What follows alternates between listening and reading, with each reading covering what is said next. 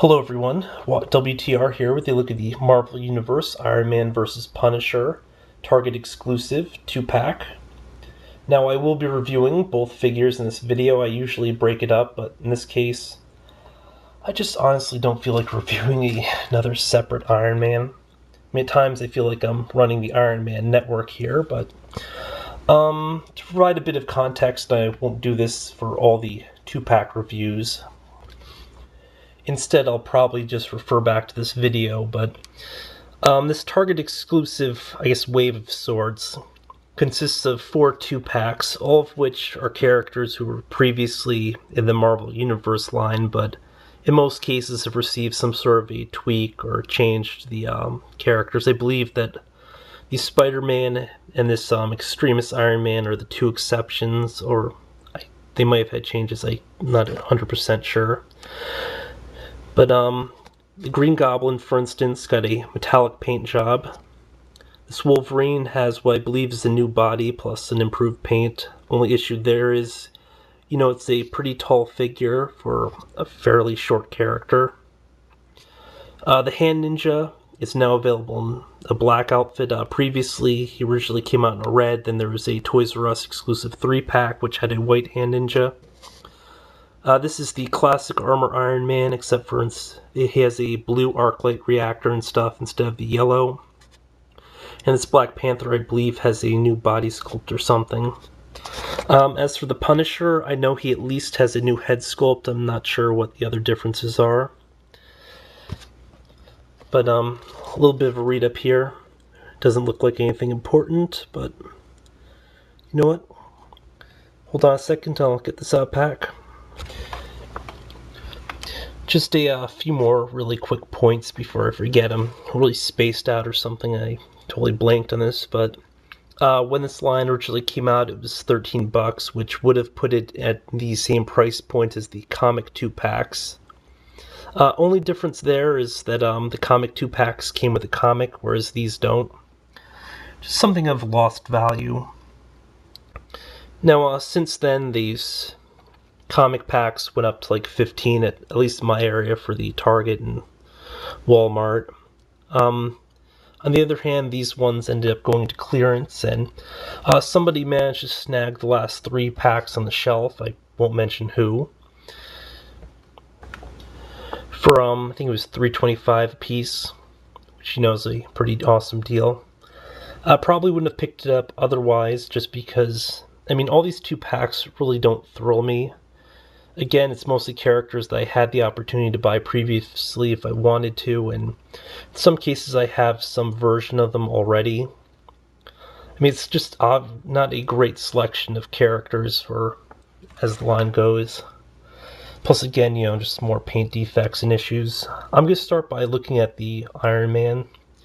Now, I'm not sure if this has any differences to the previous extremis Iron Man because I didn't bother picking that up, but well, because I already had a whole bunch of Iron Man figures by that point, and it just didn't seem like that essential of a purchase. However, this is a really decent looking Iron Man. It's got this really cool reddish color, and then they tossed a nice gloss over it. It gives it a somewhat spectacular look. The yellow portions here sort of like a more darkish, bronzish, pretzelish yellow. It's not like a bad color or anything, but it also doesn't have the gloss. It gives the figure more of a subdued look, as opposed to like some of the really bright Iron Man figures, where they opt for like a lot louder colors. I want to call your attention to the eyes here, which I think are pretty cool. Well, not really eyes, but it's the same blue that you see here, except for a lighter sheen. Now, this figure has 1 paint defect, and this line seems to have a bit more paint defects than the normal Marvel universes. And that's this yellow portion going straight across. Other than that, pretty decent figure. In terms of articulation, we have a point of rotation at the wrist/forearm. That goes a full 360 round. Single joint here at the elbow. The shoulders are on a ball joint, but they have this heavy plate over it. By heavy, I just mean like thick. It's somewhat similar to the one that they use for the Ultron and stuff, where it's pegged into the shoulder and you can probably just remove it. But it seriously impedes motion going out, in, and every other direction. Not so bad like this, though. Oh, and sorry, it's actually ball and socket here at the elbow, which, is a nice touch because a lot of them are just single pin joints. Head is on a ball joint, has an okay range of motion. Torso joint, really great range of motion. Ball jointed hip, standard stuff. Ball joint, well, actually ball and socket the knee, then a ball and socket the ankle. All in all, it's a pretty decent Iron Man. Although, I mean, something I probably wouldn't have picked up if not for the other one, the Punisher of the pack. And in some ways, this Punisher is just a really awesome looking figure, but in one other way, it really sucks, and that would be the cartoonish looking head sculpt here. It looks more like a caricature of Frank Castle than it does a representation, or a normal representation of his head. He's got this obnoxious protruding chin that, would put even, Bruce Campbell to shame. It's just ginormous. Actually, the whole face sculpt, except for the expression, kind of reminds me a bit of Bruce Campbell.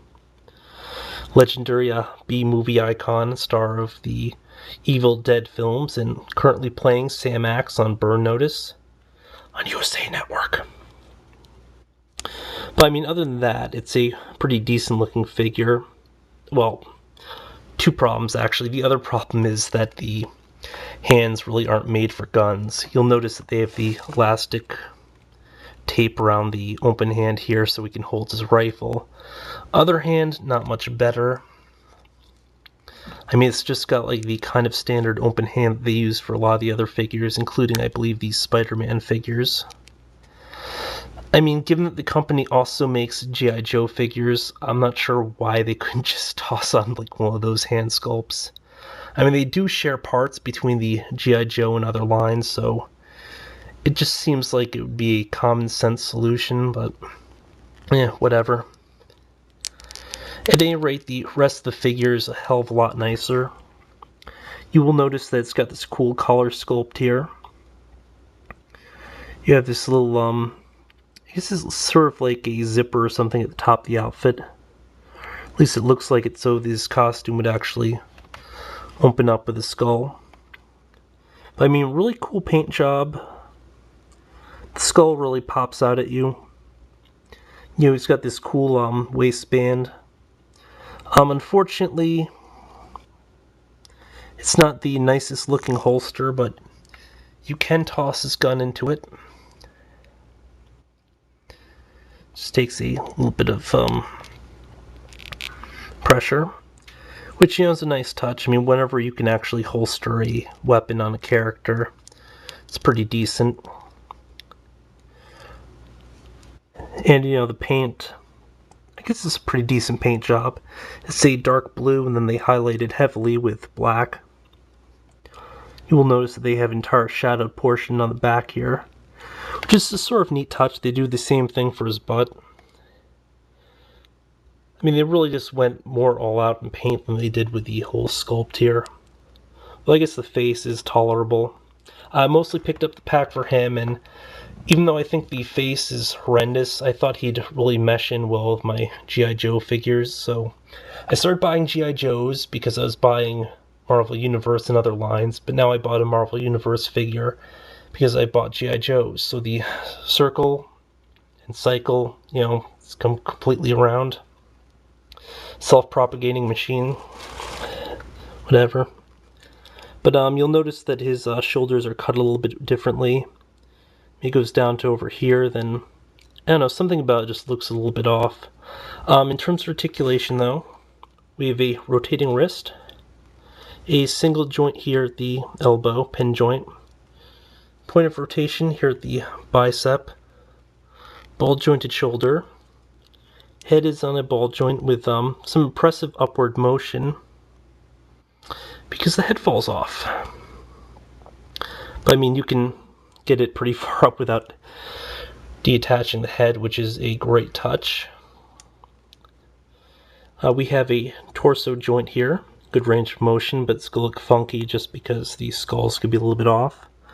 Although, actually, thankfully, due to this band here, this, I guess, kind of shoulder holster that doesn't actually have anything holstered in, make me wonder why it's even there. It actually buffers out the zone between the break and the skull, so it looks like the shirt itself is actually curled around a bit. That's a very neat touch. I mean, I'm somewhat impressed there. I'm just really flabbergasted that they couldn't just give him a nice head sculpt here. But again, I imagine it's not that bad. Then here at the hip, we have a ball joint. Not a lot of motion. I think it's partially impeded by this, but the joint itself probably has issues. Then a double pin here at the knee. An 8-ball and socket down at the ankle. Now you can actually feel the paint. It's not a really great paint. It has a sort of sticky feeling to it, and then when you move the joints and stuff, it does feel a little bit off. But I mean, all in all, it's actually a pretty decent figure and definitely the highlight of the set. I mean, really, they only need to change 2 things about this figure to get him to be, just one of the top Marvel Universe figures, conceivably, and that would be to have given him a somewhat better head sculpt and then just adjusted the fingers and the hands so they could actually hold the guns pretty well, which is kind of an ongoing problem with the Marvel Universe line. Though again, a lot of characters don't hold weapons in the line. But yeah, this has been a look at the Punisher versus Iron Man, or Iron Man versus Punisher 2-pack. Until next time, folks.